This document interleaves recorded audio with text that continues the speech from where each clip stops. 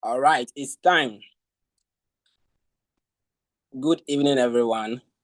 My name is Hope, and it's a pleasure to have you here for today's session as we delve into the topic leadership and networking, where we will explore the vital role of effective leadership in cultivating strong connection. Therefore, get ready to gain valuable insight and strategies from our esteemed panel of experts that will empower you to elevate your networking game. Please, can you all hear me?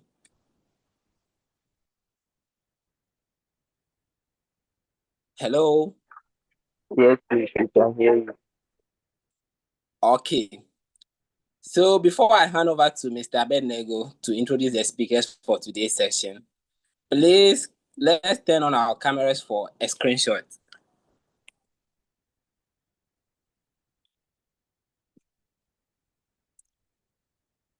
We'd like to take a screenshot whilst we turn our cameras for our media purpose.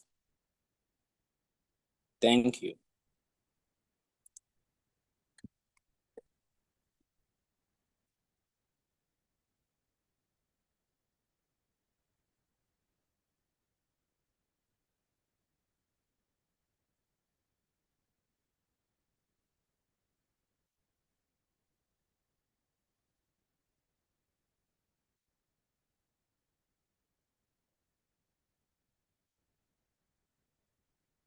Okay, I believe the screenshot has been taken. I will hand over to Mr. Abednego to continue with the session with us. Thank you. All right, thank you very much, Hope. Thank you so much. Yeah, hello. I believe I'm very audible. Yes, please. Okay. Yeah. So whilst we are we begin the program, I would want to encourage each one of us to share the link with our colleagues, because this is one of life transforming sessions that you wouldn't want to miss. So let's kindly help share the link with our friends and our peers. Thank you very much, Hope. Good evening to you all once again, and I think today is one of the wonderful days you would, be grateful for. Yes, and so we are privileged to have in our midst four amazing speakers, and they are in the presence of, we have Engineer Professor Charles Adams, who is currently he is a transport specialist and leadership mentor. He happens to be the past GHI president, and so it's a privilege having him on board as a panelist. We also have in our midst Engineer David Nyante, who is also an amazing, professional, who happens to be the past GHI executive director. And we have in our midst Engineer Abigail Ichampoma, who is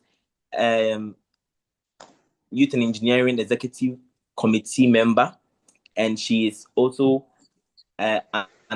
in fact, she's an engineer, a licensed engineer, practicing engineering with Gridco. And we also have Mr. Gideon Azonu, who happens to be the senior coordinator who happens to be the senior coordinator, training and development at Cardinal Mine. So I would want us to appreciate them by sending an emoji or a reaction to what I've just read. Please, if you can hear me, let's kindly appreciate them. Yes. Thank you very much. Thank you. Thank you so much. I like to have these amazing speakers on board, and so I would want you to appreciate them even as we begin. Thank you very much for the comments. Thank you. Great. Okay, so let's begin. I would want to hear from all the speakers if they are available. I would want to call on Sir Gideon. Are you on the call? Abednego, I'm here. Okay, thank you very much. And I would want to hear from Engineer Abigail. Hello, Engineer Abigail. Are you on the call with us? Yes, I'm here. Amazing, amazing. Thank you so much. And I would want to hear from Engineer David. Hello, I'm here. Okay, thank you so much for having me. Right. Thank you so much, Engineer. I would want to hear from Prof. Charles. Well, I don't know if he's on the call. Yeah, so he told me he might be engaged at this time. So I'm sure when he joins, he would alert me. Okay, so thank you all once again for coming on board for this amazing session. Now, I would want to begin with Engineer Abigail. I would want to hear from you. What do you think about leadership? I mean, as young people, in your opinion, how would you explain or define leadership for a young person to understand what it means to be a leader? Okay, thank you very much.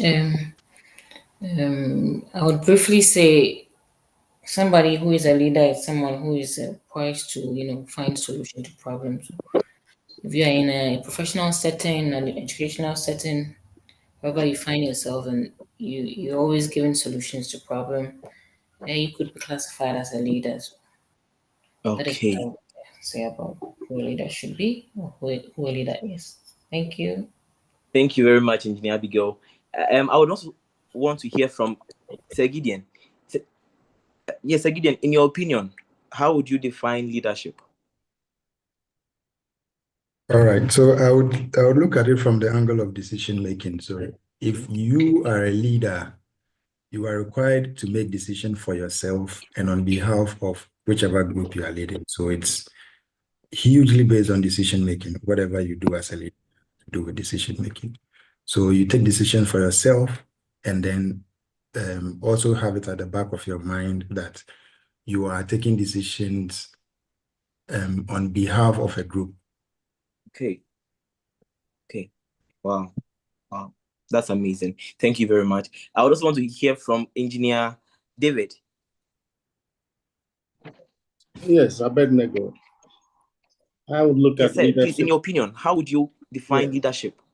I'll look at it from the point. Are you hearing me loud and clear? Yes, please. Yes, it's very Okay. clear. Thank you.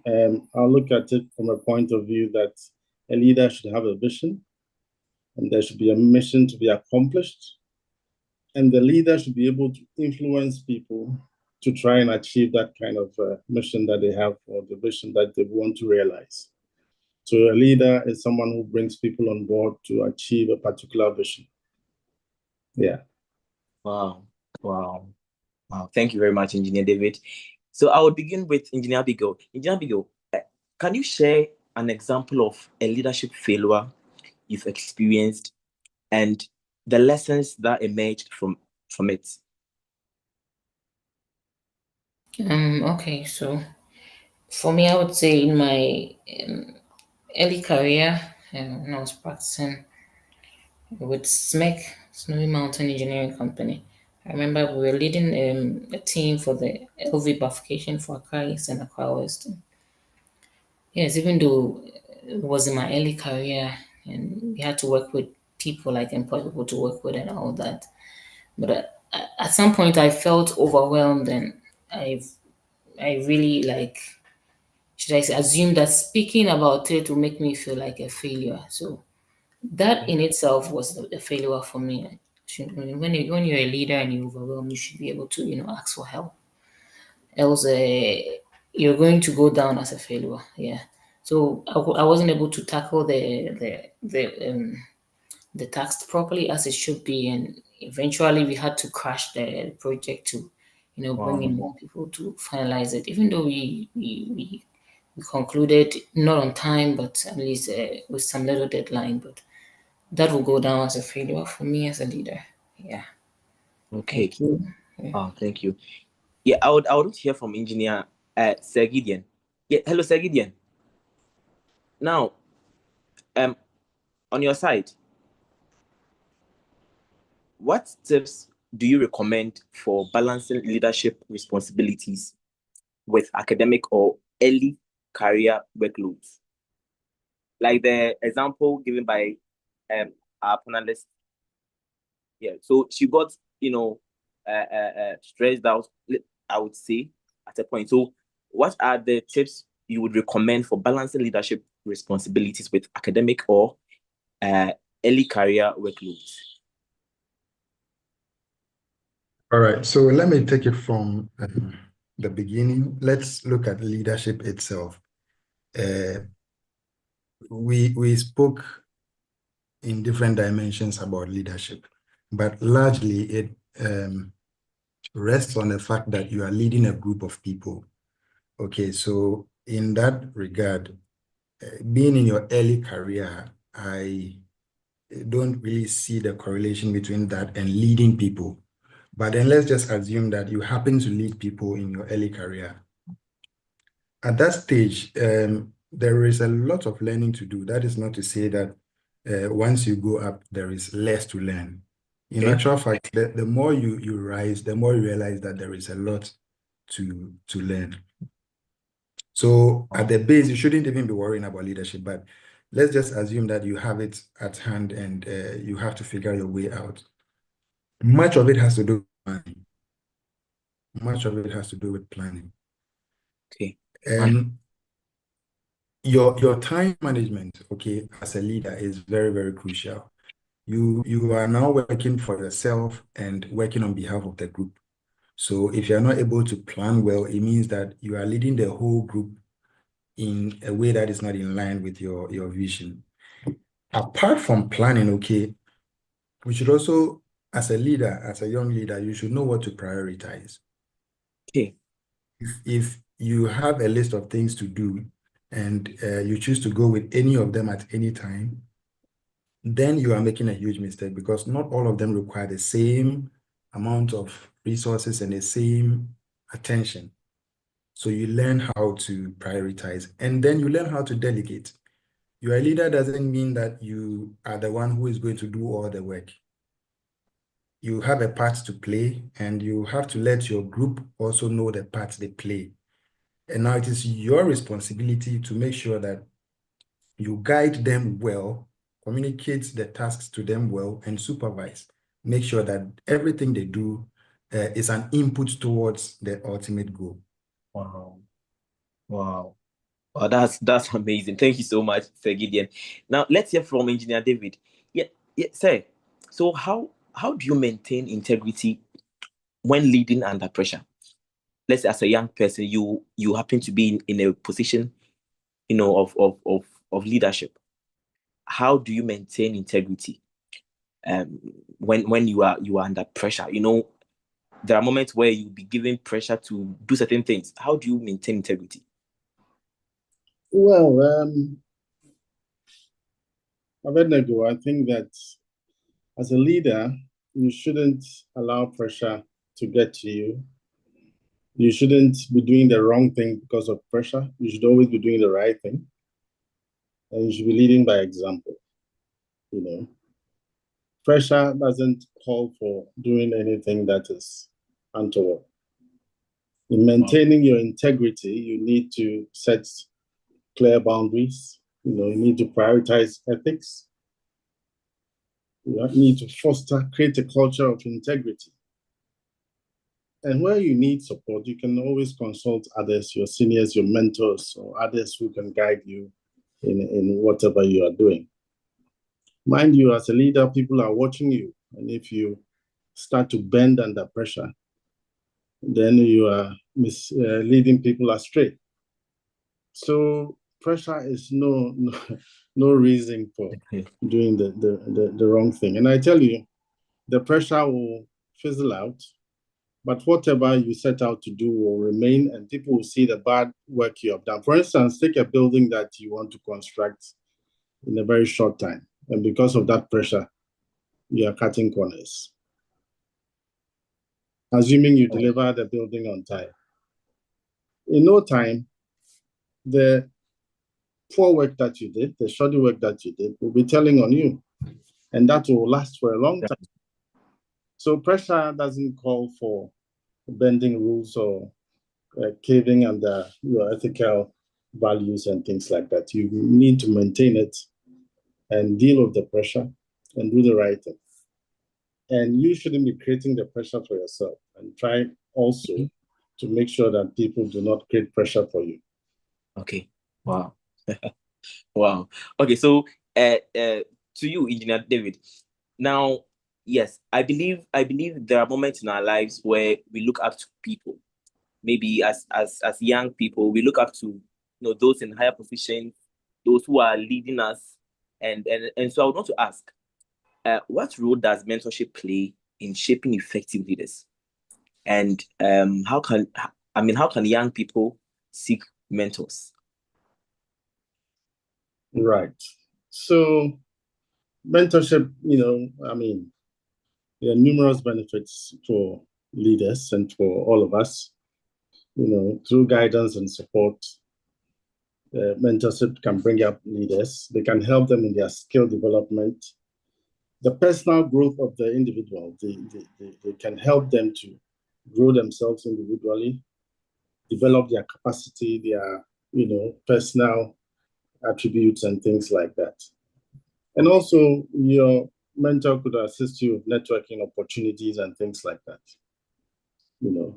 So mentorship has enormous benefits, and it's something that we all should look at.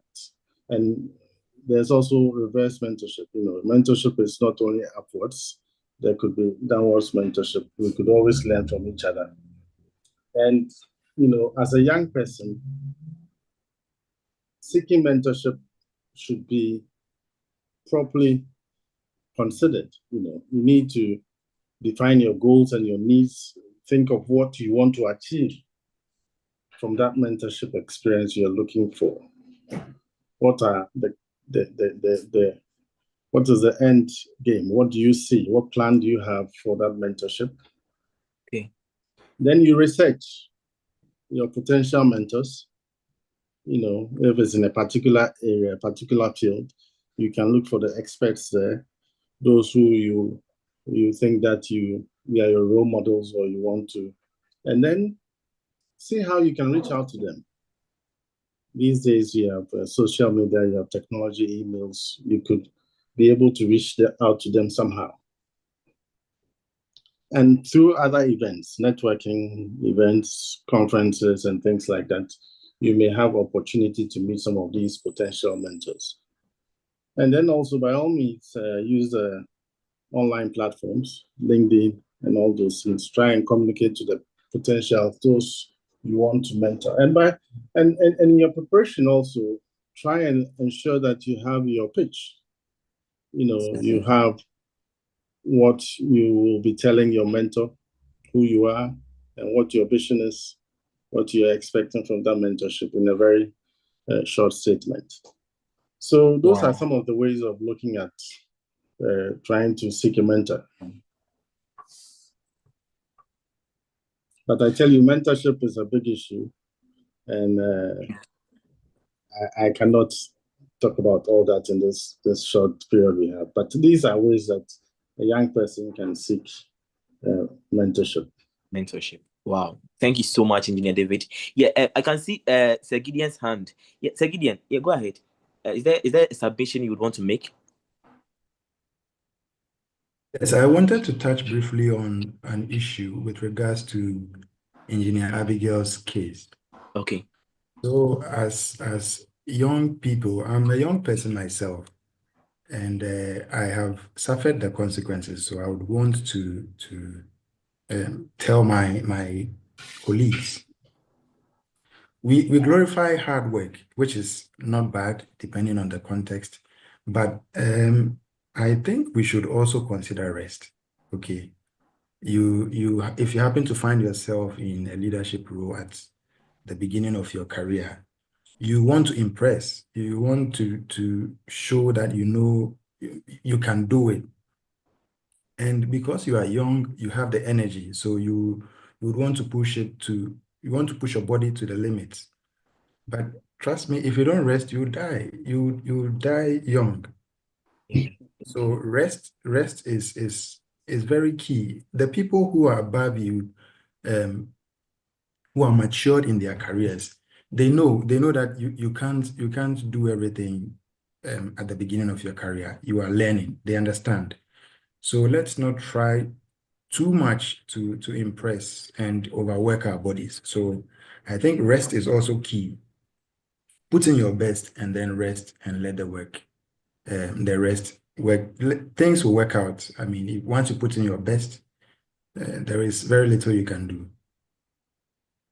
Wow. Okay, so I would want to. Abednego, let me add to what Okay, sure. was saying, and manage expectations. Like he's saying, you need rest. Don't give the impression that you can do so much in a short time.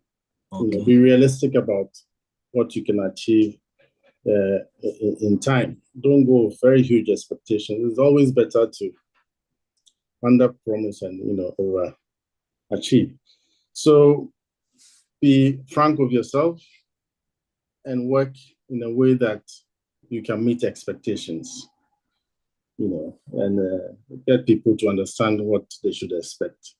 And once you've set that, try and meet the expectation that you set for yourself. Wow. Yeah. So I would want to ask Sir Gideon. Now, you made mention of the fact that we shouldn't impress, but I believe there are moments in our lives as young people, I mean, in such roles, where you get this feeling of self-doubt, like you doubt yourself, like you doubt your potentials, and yeah. So I would want to find out from you, how can young leaders overcome imposter syndrome or self-doubt when stepping into leadership roles?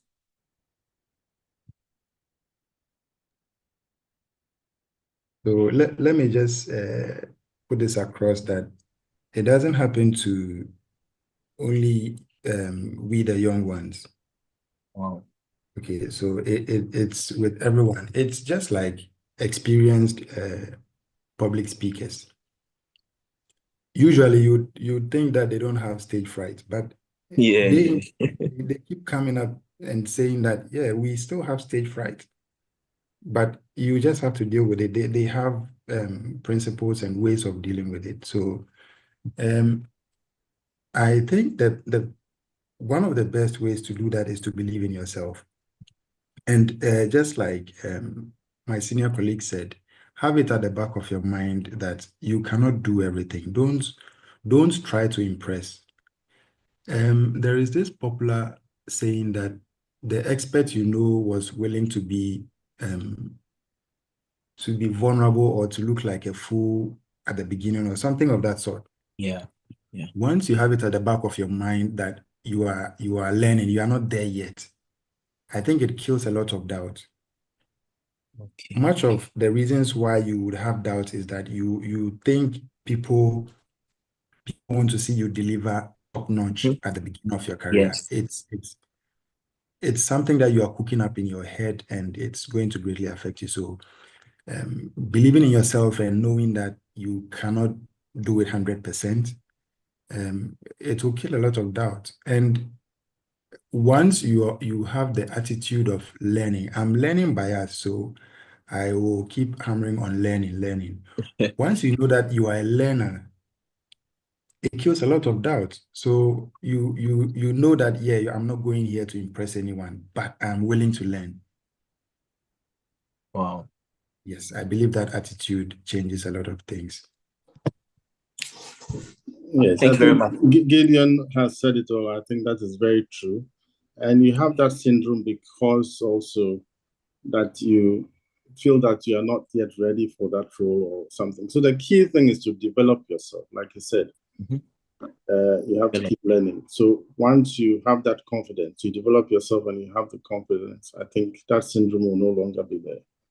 It's to have the ability to fit into the role and develop yourself into that role.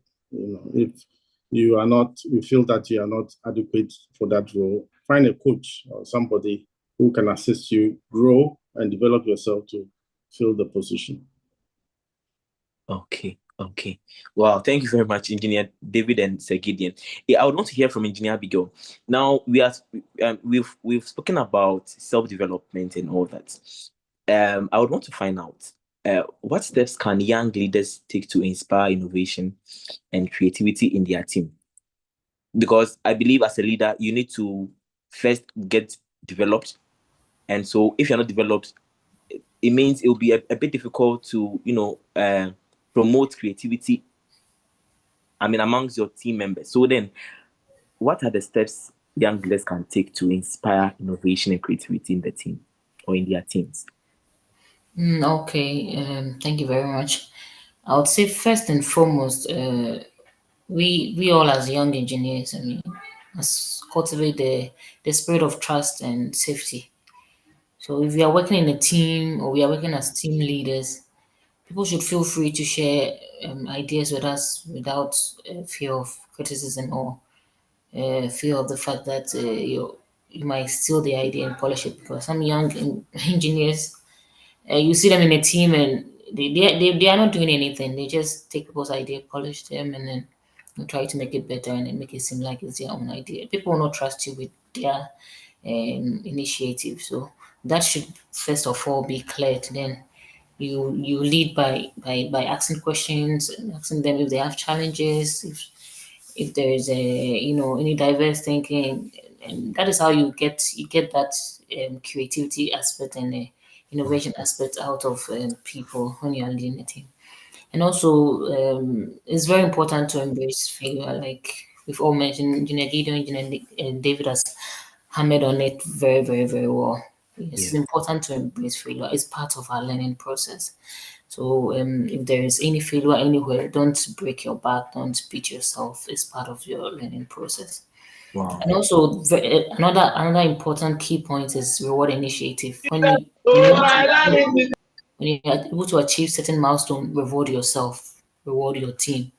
Sometimes it's just a thumbs up, thank you, you did very well, like just a words of affirmation, and then you are good Wow. to go. So let's not just focus on results. Let's make sure that we also incorporate all these things to, you know, and make sure that whatever we are achieving, we are celebrating ourselves at each step of the way. And yeah, I think finally we should stay updated on trends and share those insights. There are a lot of trends coming up. Aside LinkedIn, there are a lot of trends coming up. GitHub, a lot of new initiative. You can go there, learn more, and see how you can improve upon it. And that is how you inspire innovation and creativity in the team. Wow. Wow. Thank you. Wow, thank you so much, Engineer Abigail. Yes, so I would want to encourage our participants. If you are here and then you have a question, feel free to drop them in the chat box. I would read them out after my interaction with the speakers. And also, yeah, I think I can see someone asking, this group is it for everyone in Africa? Yes, it's for everyone in Africa. Okay, so you are welcome. All right, so I would want to put this question across. Anyone can respond to this question. We spoke about self-development. As young leaders, we need to develop ourselves. I would want to ask, what are the important skills young leaders should invest in, and why?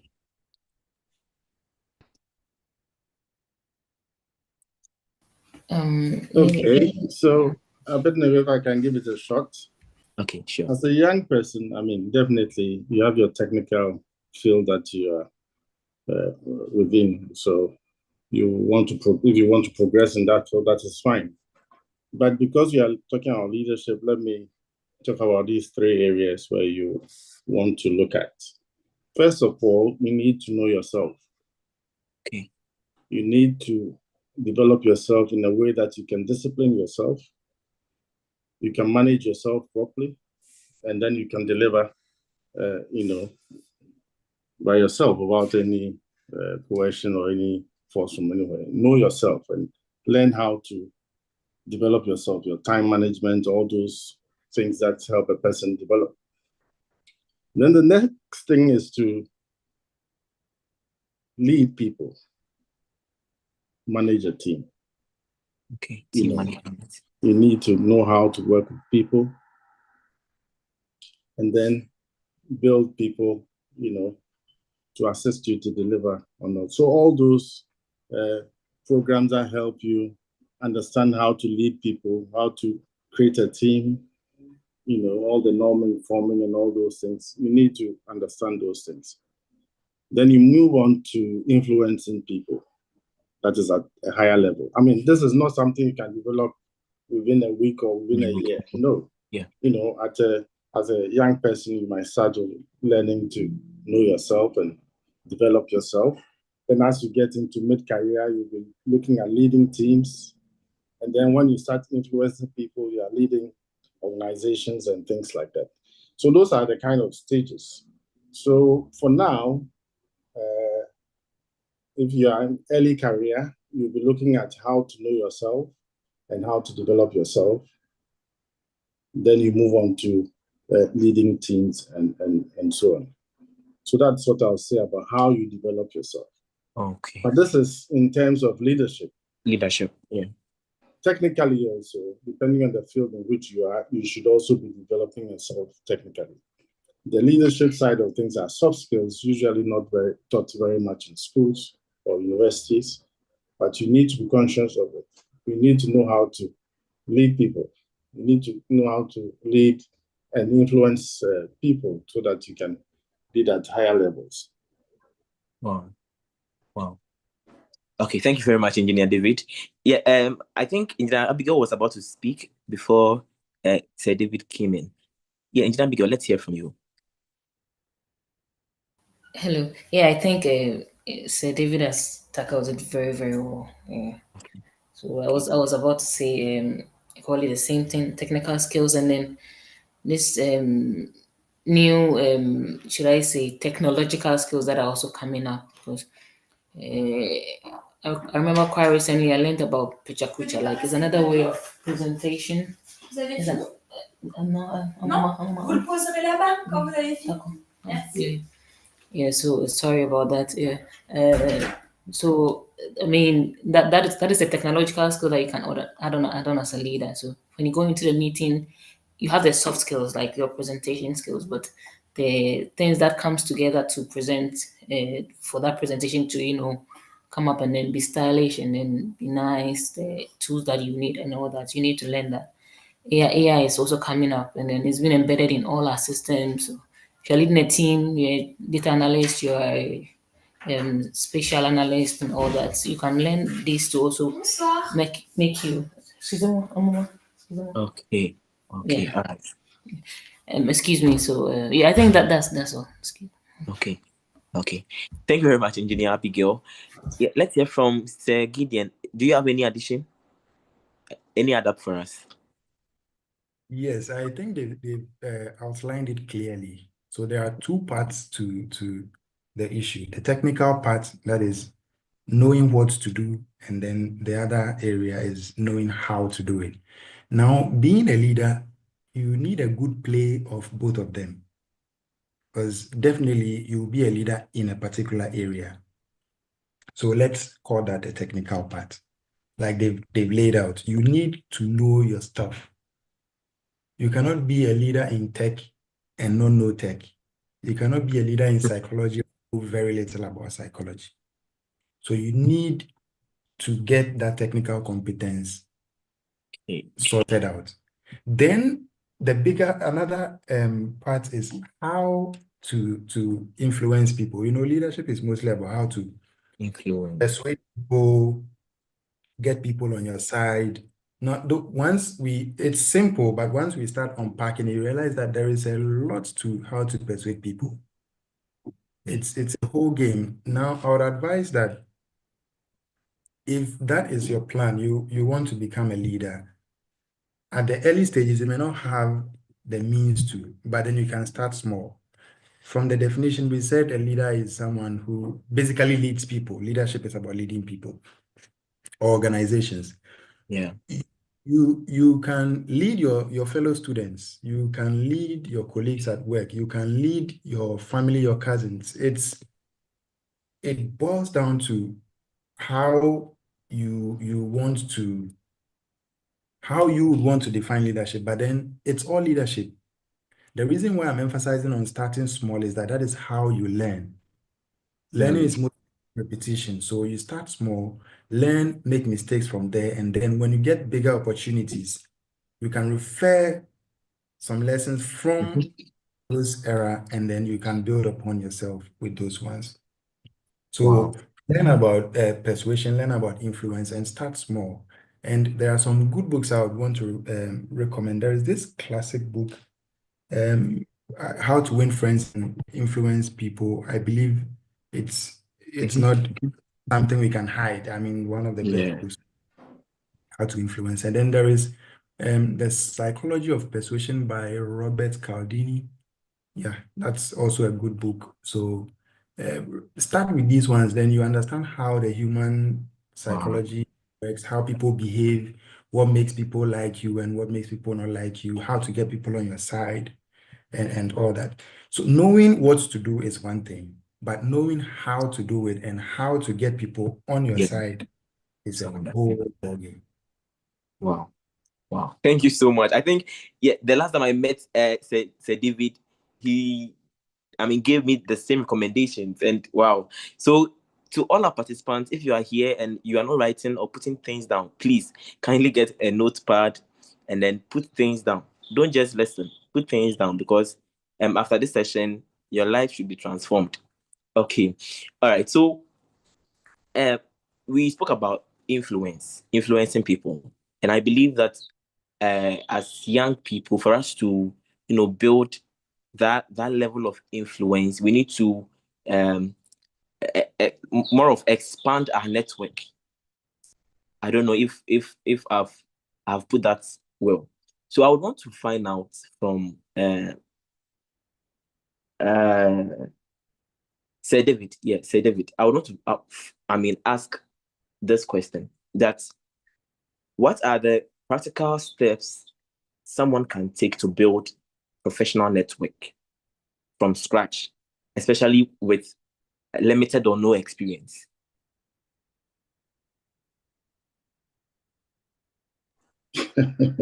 Well, limited or no experience. Yes. Networking is a big topic on its own, and it is something that we should take very seriously, because your network is your net worth. And you need to have a strong network. And to build a strong network, like I said, you need to identify your goals. What do you want to achieve? If you are talking professionally, what do you want to achieve? This will help you focus on how you build relationships and which areas to go and that kind of thing. So you set your mind on a goal. You make sure that you have prepared yourself properly, you have your pitch in place, because when you meet people, when you start networking and things like that, you might not have a lot of time with the people who you want to get through to. So you should have your pitch ready. For instance, if within you, and you can network within your own organization and within the broader engineering fraternity as well. So you need to know all these things. Are you networking in your organization because your vision is to get to the top of that organization? What is your aim? Or are you thinking of, setting other areas and all that kind of thing? So you meet your MD, for instance, in a lift. Some people call it the elevator speech or something like that. Yeah. And in a short time, you want to or he asks you, young man, who are you? Do you work in my company? You should be able to tell him that my name is Abednego. I work in the safety department, and my boss is so and so. I've been working on this project. My intention is to go further and work in some other project or something like that. So in a nutshell, you've told him what your vision is, what you are doing, and all that is already captured in his mind. You might not see the effect immediately, but it will register.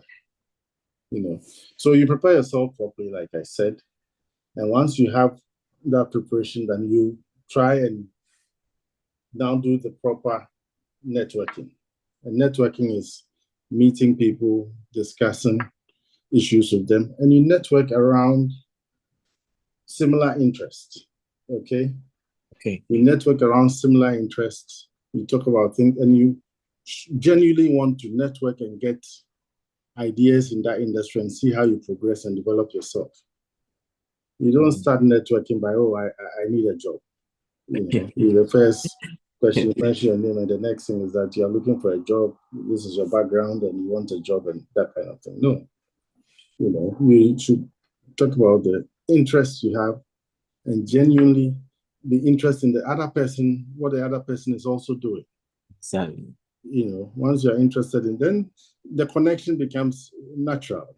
They know that this is not I don't know what the word is not. I'm looking for a word.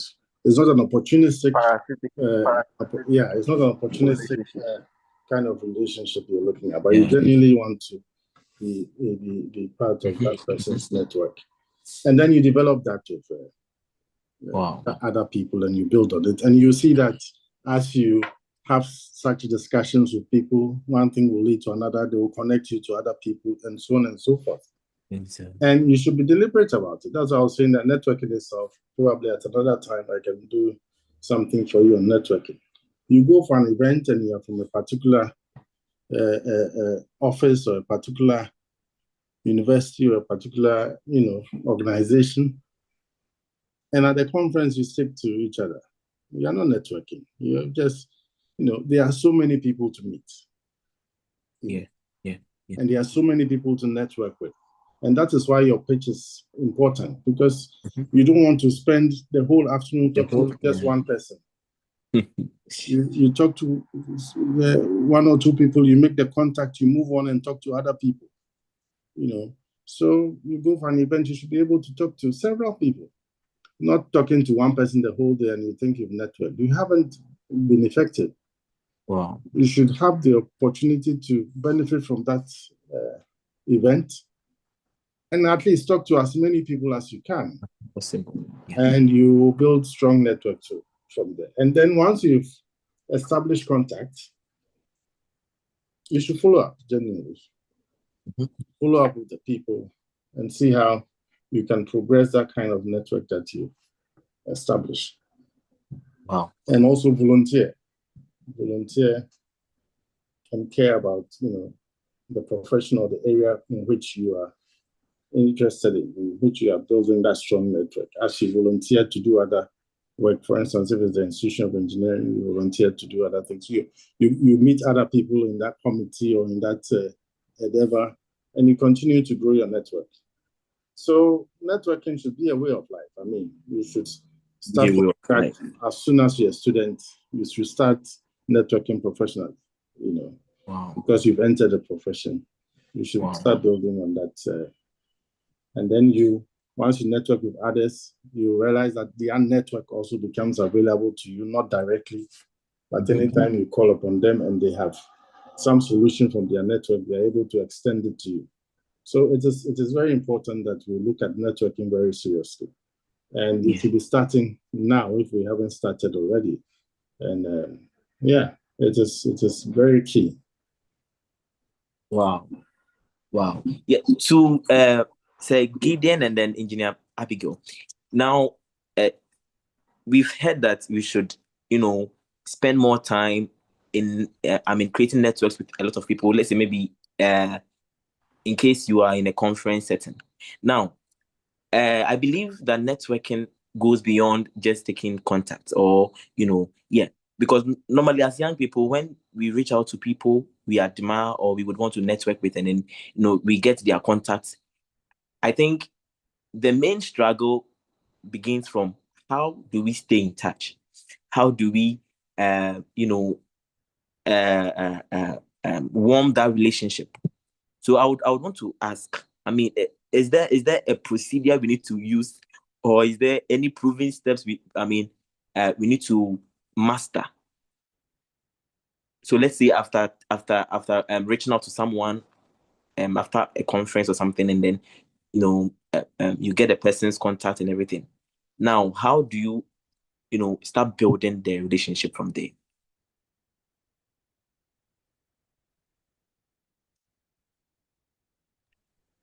All right, Abednego, I think Engineer Nyante has done justice to a lot of that. Once you get a contact, he has spoken on how you should reach out to person. But one key thing he mentioned that I would still want to speak about is offering value. Okay, so let me be a little blunt here that nobody wakes up in the morning and have it at the top of your mind, at the top of their mind that so nobody has you on their mind when they wake up. Let's be honest, let's all be human. Yeah. You let's say your manager at your workplace. Do you honestly think that he wakes up and then he's thinking, oh God, I bet this guy? No. People will reach out to you, they'll connect with you, they will respond to your messages when you offer value. Yeah. Okay, so I think this should be looked at in detail. And as young people like you and me, it should always be about what value can I offer first. When you talk of networking, it could be in either numbers, quantity over quality. So I have maybe a lot of friends, but what is the value you're getting from them? What is the quality of the friendship? What is the quality of the network you have? Once you go in with the other option, which is going in with the idea of building a quality network, you exchange value, you give value, and then you get value. That way, imagine you are doing something valuable to your manager at work. Then he can wake up and say, oh, okay, I'm working on this project with Abednego. So let me call him and check up on him. Or when you, good morning, sir, he'll respond because he knows, okay, you are helping me collect data for some research work. Or you are helping me build my LinkedIn profile. You are helping me, do something, offer value. Once you do that, you don't even need to think about how to warm up anything. It's already warmed up. Once there is value that the person is getting from you, we are all humans. And your boss is just as human as you are. He's busy, he has things to do for himself, he has you to manage, he has other people to manage as well, he has KPIs to deliver, and he has aspirations. You get it? Yeah. So value goes where value is. I think if we have to speak about this, I'll go on and on and on, but it's very, very key. So once I hear networking, the only thing that comes to my mind is value. What are you doing? Why should the person respond to your message? He doesn't care. That's the honest truth, but it sounds harsh. He doesn't care unless he's getting something valuable from you as well. So always have it at the back of your mind that value, value, value, value. And then also, it will take time. Okay? It will take time. Don't think that once you get out of school and you get into the workplace, you are going to rush through. So you could be thinking of working with numbers. Okay, I want to know a lot of people. I want to expand my network. But like Engineer Nyante said, what is the quality? There should be quality in your network. Okay, you know someone who knows someone who knows someone, but all of them could be, excuse me to say, all of them could be useless or they don't have any value to give you. For instance, if you have maybe 10,000 friends who are all weed smokers, what's the value in that? Or if you know one good engineer who can guide you on how to go about your studies or how to learn how to do presentations or something valuable to your career, that one person could be, I'm not saying it is definitely better, but that person could be more valuable than 1,000 weed smokers. Exactly. So it will take time. Don't rush in for the numbers. Now, let me use myself as a typical example. I know that to grow on social media, you need consistency, right? Exactly. Yeah. But not very consistent. So sometimes people message and ask, why, what's going on? One thing I've noticed is that when you start offering value to people, now I'm not saying that those who are consistent, it means that those people are doing a lot. Mhm. Because once you are giving value to people, you realize that you sometimes don't even get time for your own things. I mean, you don't get time to be posting consistently and all that. But it's all good because you are delivering value and then you are getting value. So the inboxes are very busy helping people here and there, and getting help in return. So if you are chasing numbers again, then you would really blindly be focusing on only consistency. The quantity. Okay. But if the quantity, you would only be focusing on consistency. But if you're focusing on quality, then you may not be consistent, but your friends' network, your connections are richer.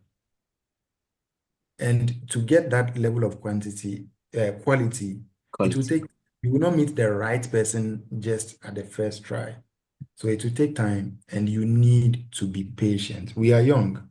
We have a lot of time. There is the need to be snappy, be in a hurry, but we should pull the brakes a bit and then work things out. Be more calculated. Wow. Wow.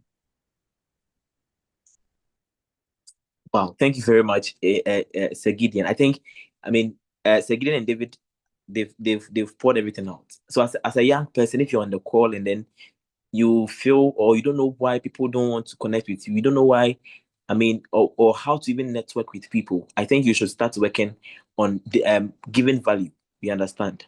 Okay. So on the same topic, I would want to ask Engineer Abigail. Engineer Abigail, what common networking mistakes do you see young people make? And how can they also avoid them?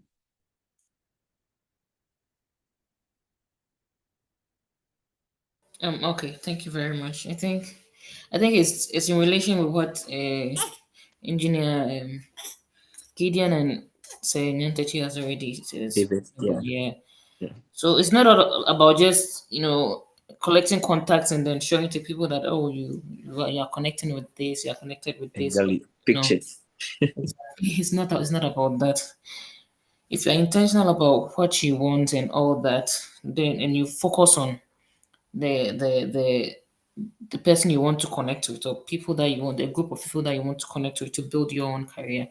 I think that is more appropriate than just collecting contact. And I'll cite an example. I have people coming into my DM. Oh, I want you to mentor me. I want you to mentor my little one or my sister or so. And the next moment, I mean, they know me, no way. The next moment, have some fees to settle. La, la, la. I mean, it's a turn off. You understand? If you are connected to somebody, you want the person to mentor you and all that. Just focus on what is important. If it's a career you want to build, focus on that. The person is not your family member or whatsoever. I mean, of course, we are here to help each other. But do not put the person in a fix. You understand? And make the person regret entering you. I think that is one mistake I see a lot of young people making. Young people making it. Some people are kind, they would offer help and all that, but that is not the goal, you understand? Yes. So I think there are a lot of young people here, they should take note and then avoid asking a lot of, I would say, quote unquote, irrelevant, Making unnecessary demands. necessary demands from people that they want to mentor. I mean, if you want that mentorship to go far. So yeah, that's what I'll highlight on. Thank you. Wow, thank you very much. Thank you so much. Yeah, I can see Sir Gideon's hand. Yeah, Sir Gideon, go ahead. Yes, I want to reference Engineer Nyante here and relate it to what Engineer Abigail said. In one of his submissions, Engineer Nyante mentioned reverse mentoring. One mistake we also make as young people is that when you are reaching out to people for mentorship, we think they don't have they don't need anything from us. Exactly. You will be surprised that there is a manager somewhere who doesn't know what LinkedIn is about. Okay. The things we know, we take it for granted. Oh, because he's a manager, we assume that he knows He knows everything. everything. Yeah. That's a very big mistake. So reverse mentoring. Okay, there are things that you can teach your manager, and there are things that you can learn from. Don't always go with an empty hand trying to fill it, to let someone fill it for you. Also offer something. So that's also one thing we can consider. Okay. All right. Thank you very much. I would want to hear from Engineer David. Is there any submission you would want to make? Well, I mean, as I said, leadership and networking, they are big areas and they are big topics, and each one will take a whole day to discuss. But we've highlighted a major thing. Networking is important, it's a must. You have to start now if you're not networking already. And don't be transactional in your networking, like we've all said. Yeah. Offer value, be really interested in the person. Don't just go to be an opportunistic person and just trying to benefit. People meet you, they get your number or something. The next thing they call, they are looking for a job. That kind of attitude, that is not networking. Yeah. That is not networking. And be real, be interested in your network. And once you do that, you'll be surprised how many opportunities can open up to you. Maybe not immediately, but in the future. I mean, you always be on the person's mind. Yeah. Because if he knows that Abednego is into this, he said, oh, yes, Abednego, I think he can do this for you. He will introduce you to somebody and so on and so forth. So networking is important. Take it seriously. You cannot, engage everybody at the same time. Exactly. But once you talk to the people and you're networking with people and you come across certain things that you think will be of interest to them, you can point it out to them and so on, and keep it warm. Every now and then you can engage them somehow on something of interest to both of you. And so on.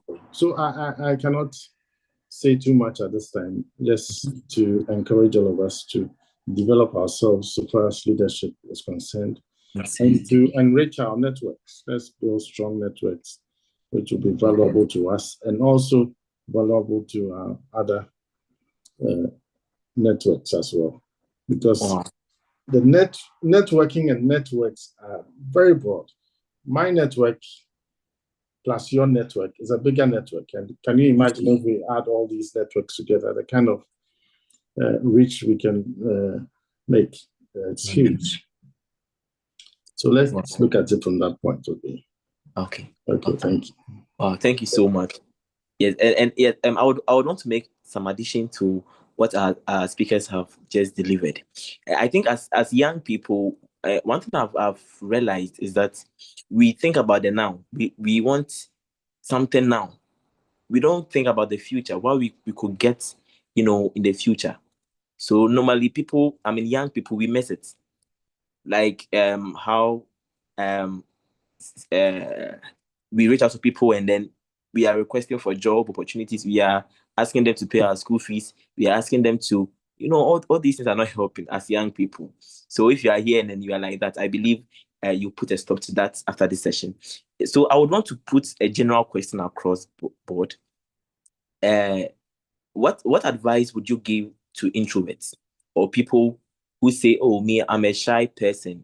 I find it difficult reaching out to people. I find it difficult talking to people. What advice would you give introverts or shy individuals struggling to approach new people?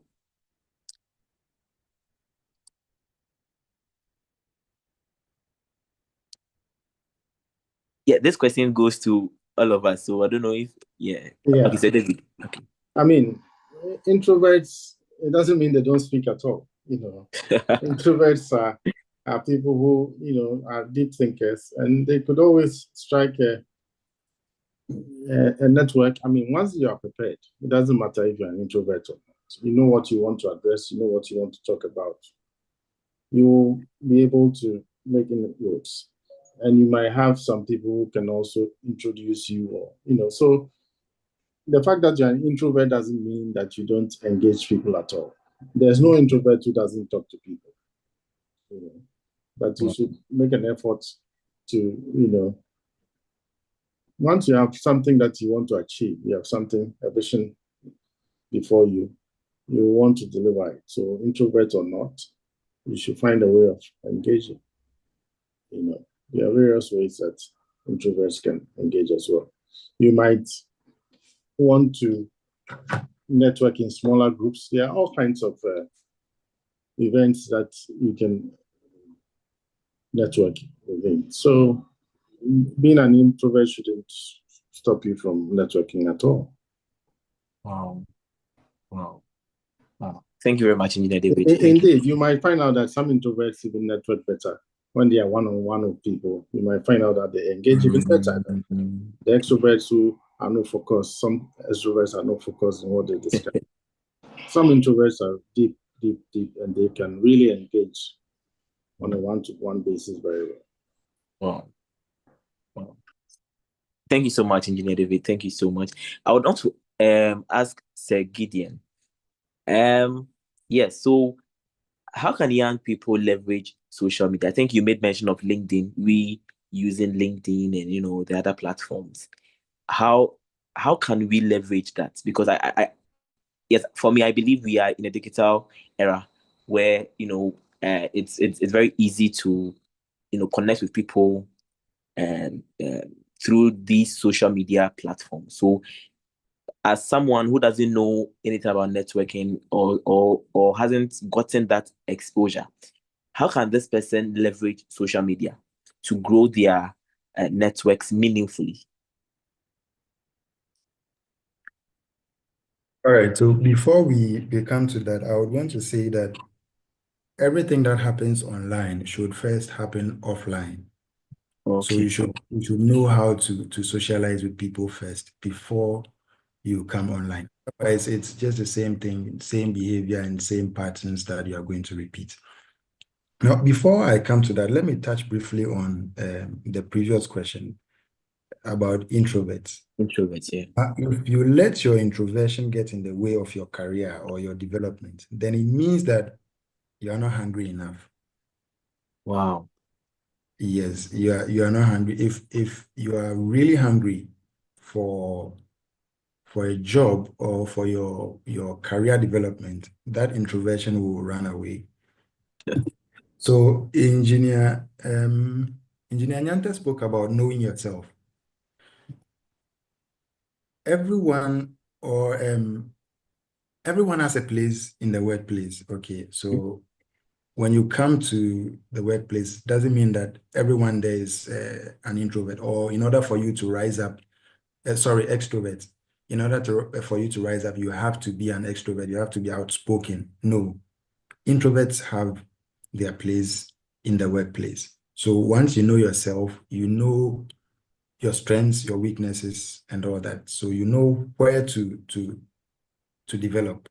Now, Yeah. it will surprise you to know that some of the world's top business leaders, Warren Buffett, Bill Gates, they are considered as introverts. So if you let that come in your way, then it means that you are not really hungry. In his submission, he also mentioned that they are critical thinkers. They are very analytical. They have their place. Extroverts don't have time for some of these things. There is this book that speaks well about it. I think Surrounded by Idiots. That book really speaks well about the Surrounded by different idiots. Yes. I think that book is a good one to look at. So extroverts have their place. Introverts also have their place. What introverts can do, an extrovert can, but by nature, he's not built for that. So you will find it difficult. So know yourself first, and then get hungry enough. Once you get hungry, the introversion will find its way out. Now, for social media, like I iterated earlier, you have to know how to socialize first. We spoke about some book recommendations earlier. Learn how to socialize offline first, and then you bring the same behavior or patterns or approach to digital media. But then it also rests heavily on value. So I think one time there was an issue between Sarkodie and someone else, and in his response to the person, he said, sorry, let me quote, it's a bit harsh, but let me quote him directly. He said, anyone can wake up and then create a social media account. And by that, he meant wise people, foolish people, all of us. I mean, they don't check your IQ before you create social media accounts. So anyone can post anything. Now, let's bring that into our discussion. Everyone can create a LinkedIn page or a Facebook page or whatever. But when I come to your page, what am I going to get from your posts? What is the value? And when we talk of value, it doesn't mean that you have to be an expert in a particular area. You could be just a curious person. You could be asking critical questions. And once you are giving value to someone, people would find that useful. So you don't have to be an expert in mechanics, an expert in human relations, an expert in a particular area before you start to give value. So ask questions, be curious, and offer value. Then the regular consistency that has been spoken about several times, you have to keep that in mind as well. And know that social media is your reputation. So that this goes back to you knowing how to socialize offline first. So before social media, your reputation is your reputation, how people know you are, what you do, what you don't do, how you move, how you respond to crisis, how you deal with joy, happiness. I mean, who you are as a person. Now, when you come online, you are bringing the same things online. So everything you post, how you interact with people, the kind of things you post, that is what you are using to build your reputation. Yeah. So you need to curate them very, very, very well. You can't be putting memes online all day and expect people to see you as a serious person or an academic or this or that. They are converse, they don't work hand in hand. So think of your reputation first and then think of how to give value and be consistent. Wow. Wow. Wow. Well, thank you so much, Sir Gideon. Yeah, thank you so much. Yeah, I would want to hear from Engineer Abigail if there's any add up to what has been said with regards to leveraging social media.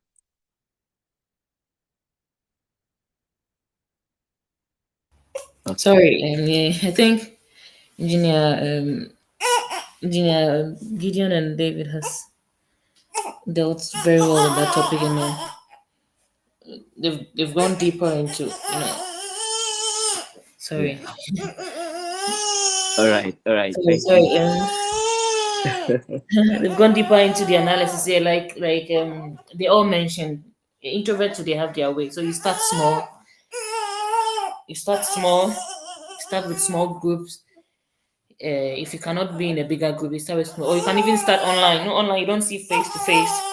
So Yeah. you can get to interact with people without having to see them, and that is how you can break through that barrier of introversy. So yeah, Okay. I think they've said it all. Thank you. Wow. Thank you so much, Engineer Abigail. Thank you so much, Sir Gideon. Thank you so much, Engineer David. Yeah, I would want to take your final submissions before we allow for questions from the participants. So I'll start with Engineer David. Engineer David, your final submission before we take questions. Well, I'll say that networking and leadership are very important for all of us. So let's develop our skills so far as these areas are concerned. And it is a continuous journey. Let's not think we are done with it. Let's keep it up. And we should have already started by now. So if we haven't, let's start it. We are all leaders and we all need to build a network. Thank you. Thank you. Thank you so much, Engineer David. Let's hear from Sir Gideon. Yes, Sir Gideon, what's your final submission before we take questions from the participants? So we've spoken a lot today, and Yeah. myself, I've made a lot of notes. Before we even get to the final part, I would want to thank the other panelists for the knowledge that they've poured. There is a lot of value that I have gotten from everything that they've said, and I really I would want to thank them on behalf of all of us. Now, everything that we do as young people, okay, we should have it at the back of our mind that there is no shame in humility. You have to start somewhere, look foolish for a while before you become that expert. Stop looking at people who are already at the top and comparing them to your current state. Current state. Okay, so whether it has to do with leadership, maybe you admire someone, the way he leads, the way he manages affairs and all that, and you are happy, you wish you were like him. It takes time. So be slow, be calculated, but don't want everything now. Take your time, have a learning attitude. Then also, I would want to say that there is a lot of advice that we can find online. And that is the reason why I like what Abednego and his colleagues are doing. There's a lot of advice, but my problem with the prevalence of information is that we are having an overload. So it's becoming difficult to know which one is good advice one? and Yeah. one is not. That is one of the biggest problems we have now. So when you Google any topic right now, you would have diverse views. Someone is saying this, someone is saying that. So it all comes back to having someone closer to you to guide you. It's like you being a first time getting married in your early years as a married person. There may be some issues that you find it difficult to resolve, but you speak to your dad and he shows you, he points them out that do this, do this, do that, and it gives you peace.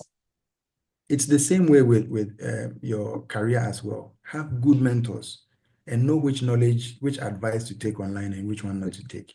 So I always say that when I speak, don't take my word for it. Don't take my advice. Listen to it, but don't take it. Apply it to yourself.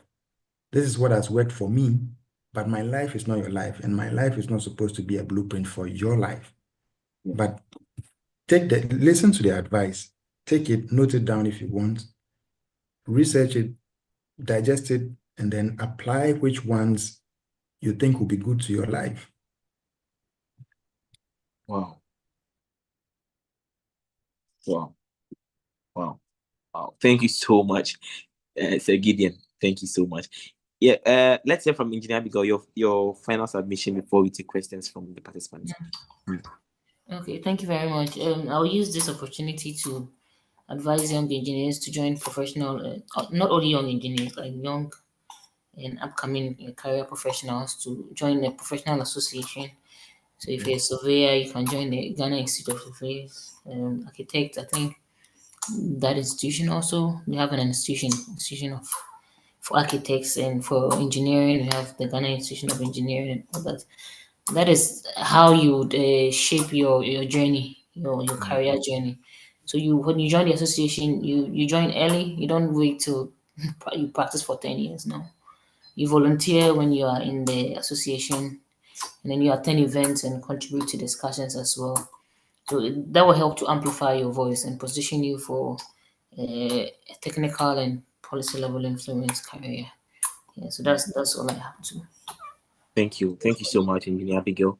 Thank you. Yeah, so it's time for us to also hear from the participants. If you have any question, kindly drop it in the chat box, and then you can tag the speakers. Okay, maybe you would want to ask or throw a question at any of the speaker. Do well to tag them. Now, I would want to ask this question on behalf of Balde.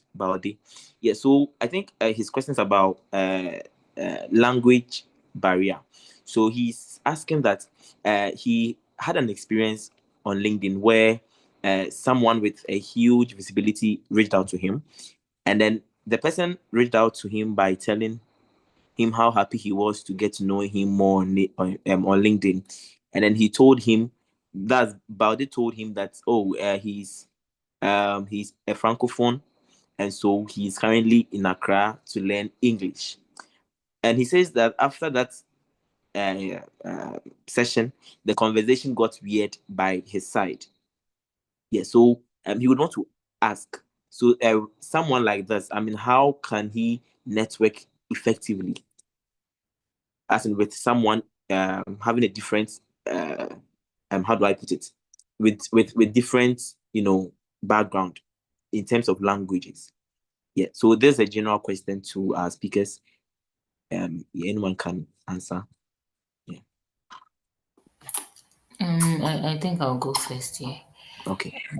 It's not only a matter of language. I think it's more of a matter of culture, because the French culture is different from the English culture, and I think Ghanaians are used to the British culture, and Francophones are used to the French culture, which is totally different.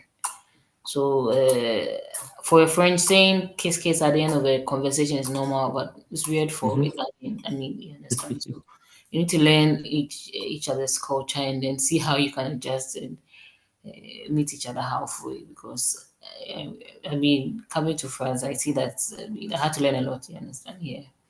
So yeah, that is how you can network effectively. So learn the cultures of the person that you want to mentor you, and then see how you can adjust appropriately so that it wouldn't look weird, or wouldn't look like you are inconveniencing the person. Yeah, You are just being yourself. You understand? exactly. Thank you. Yeah, thank you very much. Thank you. So, from Engineer Abigail, she says that you need to learn other people's culture so that it wouldn't be weird. Yeah. Sir Gideon and then Engineer David, do you have any contribution to? Yes, I would say that be very assertive, Yeah. as you network, be assertive. Don't let anyone take you for granted, and don't, create any problem for anyone as well. The world is full of mischief and things can also happen, so you should be mindful of the kind of language and the kind of direction certain conversations may be taking you, and back off from all those kind of issues. It could be both ways. The mentee, or in networking, whoever. So be very careful and have certain ethical values. Set your boundaries. Boundaries should be set, so you know that you don't cross certain boundaries, and nobody.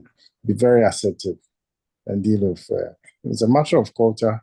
Yes, you could try and understand what, but be observant, be smart about it, and make sure that you don't take anything for granted. Wow. Okay. Thank you very much, Engineer David. Thank you so much. So Gideon, any add up? I have something little to say. Earlier, I thought he meant language barrier, which to that I would say it shouldn't be a problem in this age if language is the only barrier. But Engineer Abigail has clarified through her submission, and Engineer Nyante has also added a lot more. So I have very little to say. People are people. So the way you relate to someone locally, someone whose language you can speak and understand, it's not going to be so different from someone who is from far away east. Someone you don't even know at all, even a tribe you've never met. It has to do with culture. People, we are human beings. So it's the things that work on one group of people is likely to work on other groups of people. So once you understand how some psychological theories work and you practice them and understand them, you know how humans click, what puts them off and all that. I believe it will help you in reaching out to people. The things that will make people like you, the things that would make people want to connect with you. I believe it's in a major way it cuts across. So learn the culture and learn how to get people on your side. Wow. All right. Thank you very much, Sir Gideon. So I would take one last question from Noah Akapo. He's asking, okay, okay, thank you, Negosal, for the opportunity. My question is to Mr. Gideon. Okay, talking about value, could you elaborate more on some of the value we could offer as young people? As often there is not much of common ground on which we could really be offering much of value to our mentors.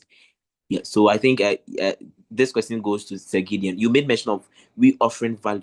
Now he want to find out that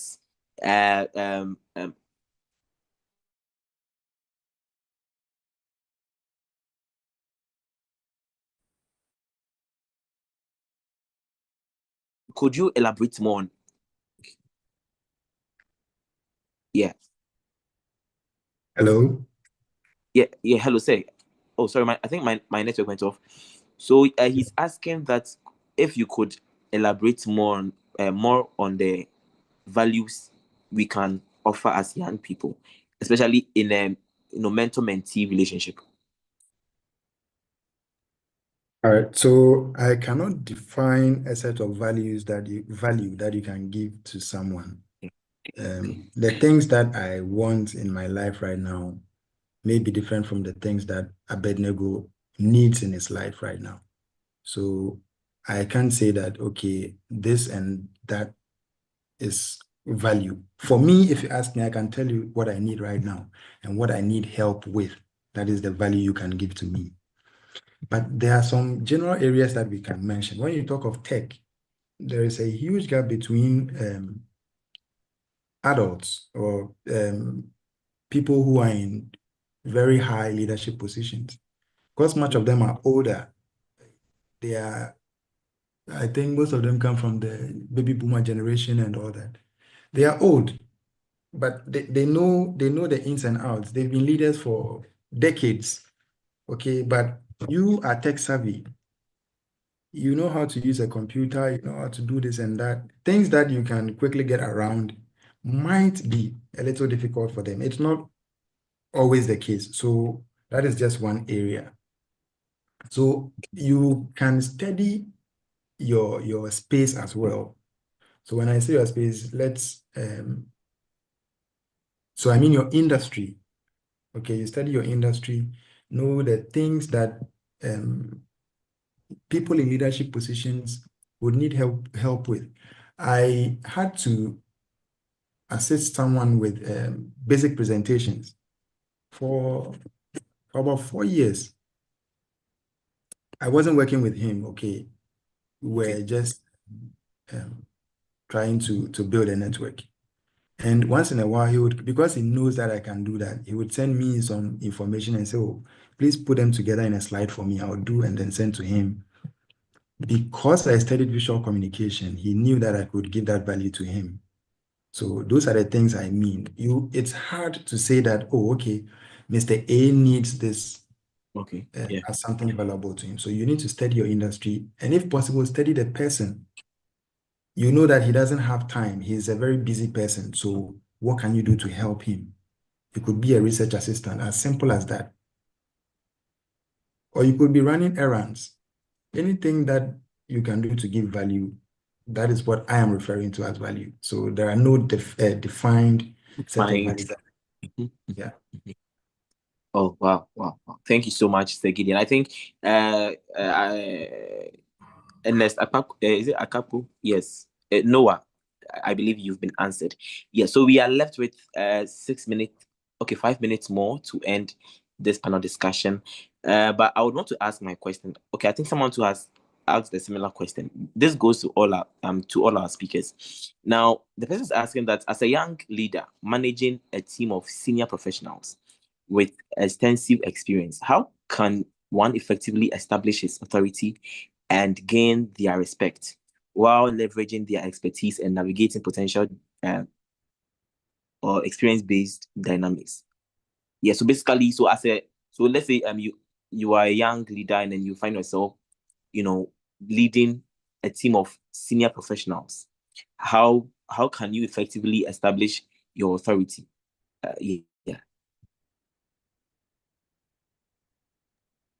Yeah, so I would want to quickly touch on it first before the other panelists come in. And I'll begin by saying that, first of all, you have to know your stuff. There is nothing else that you can do aside this one. Know your stuff. We spoke about that earlier, your competence in your area. So we call that technical competence. Know your stuff. And also lower your expectation. From the question, we get to know that the people probably have been in the industry for a long time.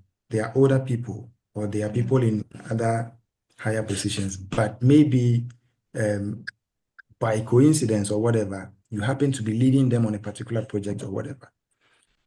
Don't try to impress. Don't try to impress.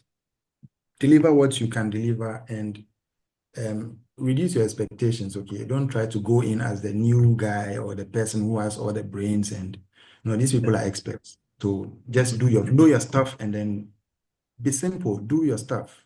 You know it, you do it, you're gone. And lower your expectations. Don't try to be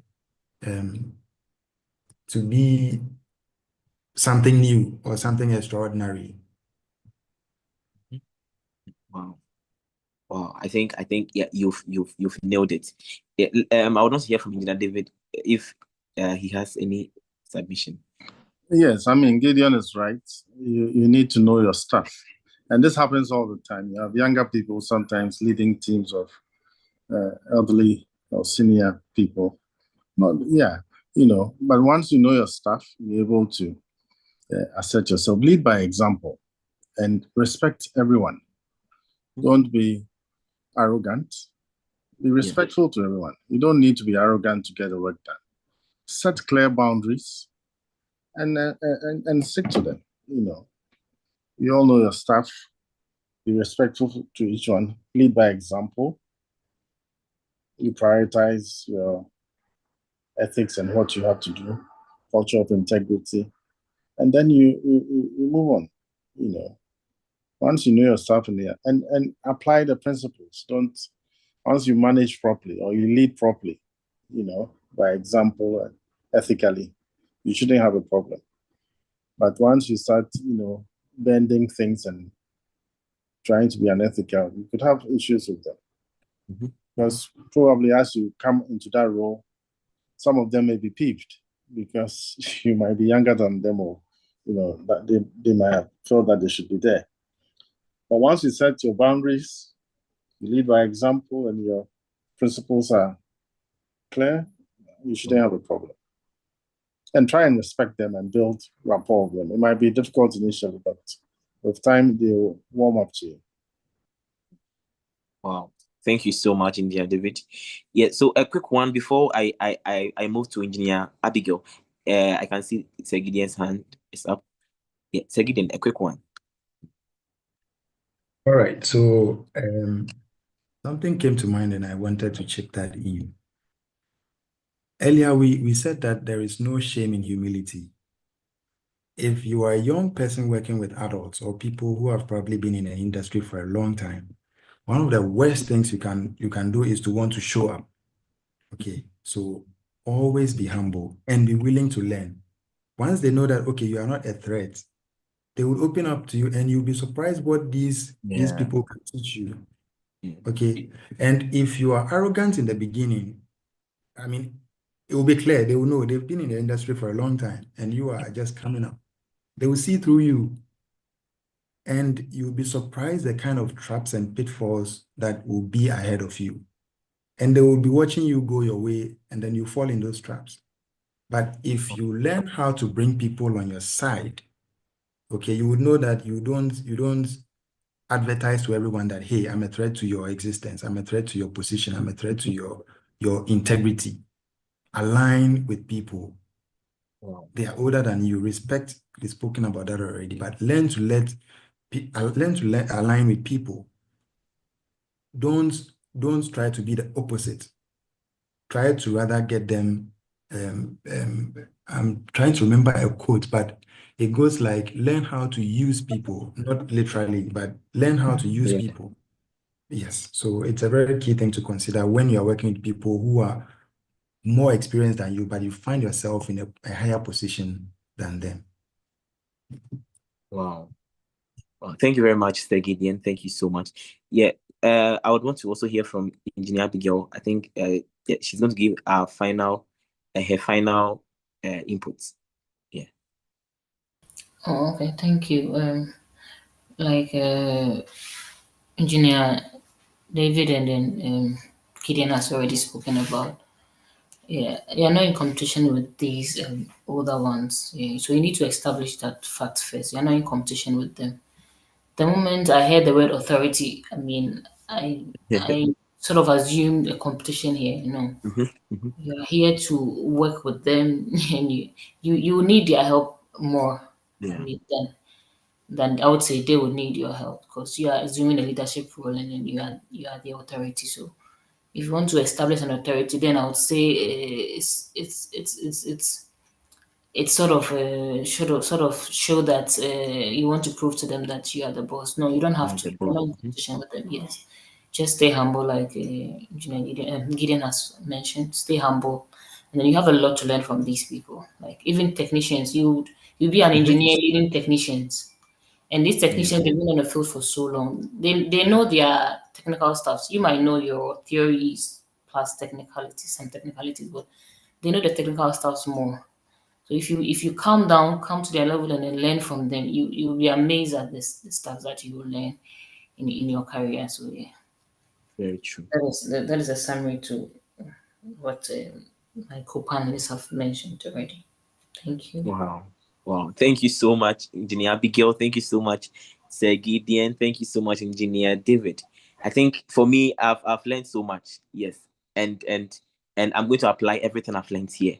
Well, I don't know for the participants, if you've not learned anything, the hub has gotten you covered. We have the recorded session on our YouTube channel. You can go there and go and watch from the start. Sir Gideon, I think your hand is still up. I don't know if it's a mistake or something. No, Abednego, it's not a mistake. I have a Okay, question okay. for all of us to go and think about. So Wow. if I can put it across right now. Okay, sure.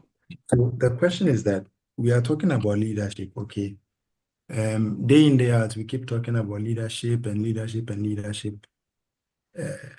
I believe in a way, okay, we should manage our expectations. So the question is, if we are all fighting to be leaders, who are we going to lead? I believe that's a question that we should unfold in another discussion, but just think about it. Okay. Okay. All right. Thank you very much, Sir Gideon. Thank you once again. At this juncture, I would want to say that thank you to all our participants. If you have any questions, feel free to still share it in the comments. The team would take a picture of it and then share with our speakers so that you would get your answers in our upcoming flyers that we'll be sharing around. And also, I would want us to before I leave the platform for the MC to take over, I would want us to turn on our videos so that we take a final group picture with our speakers all on board. Yeah, so I humbly request that we turn on our videos briefly so that we take a group picture with our speakers. Yes. So we have Sir Gideon here. Okay. We have Engineer David. Picture is here. Oh, come on, guys, we are doing this together. So at your side, you can also take a screenshot of this event because okay, I'm looking for Engineer Abigail's picture. Okay, I think she's not on. Yes, yes. So please let's give a smile, okay? All right. Thank you all. Thank you, thank you, thank you. Wow. Wow, that's amazing. Hello, Juliet, I see you. Okay. Okay. Thank Wow. you, Wow. everyone. Thank you so much. Thank you so much. Yeah, I would leave the platform for the MC to take over. Yeah, Hope, kindly take over. Thank you. Okay. I'll leave now.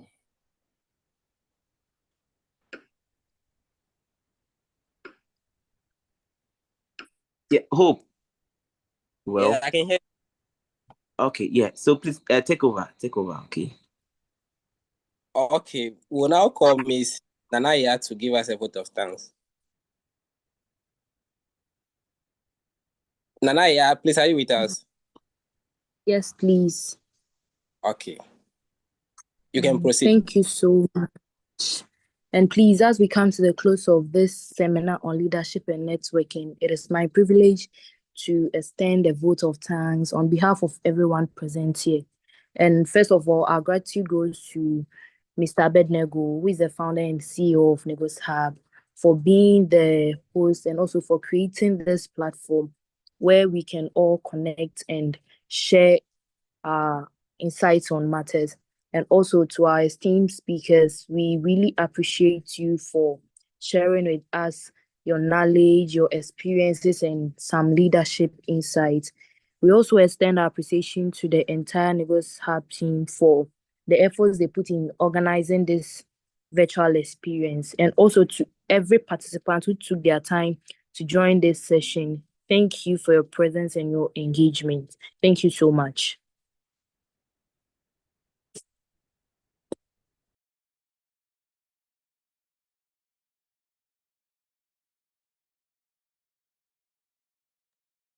All right, so it's a bye.